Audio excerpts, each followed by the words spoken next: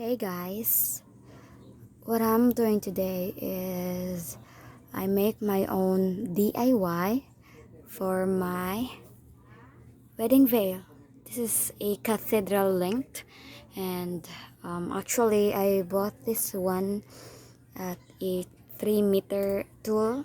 This is a tulle fabric, and I feel like it's very like walang amor, like that lang, walang ka-design, so I put this one. So I also bought this about 2.5 meters.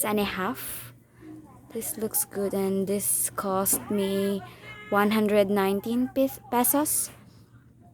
So there you go.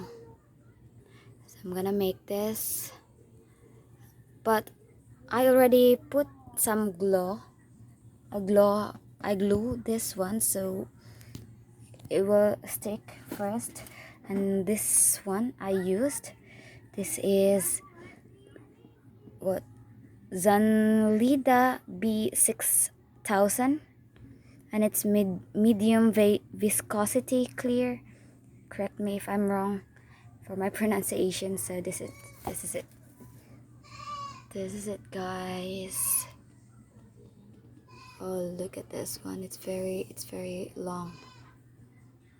Then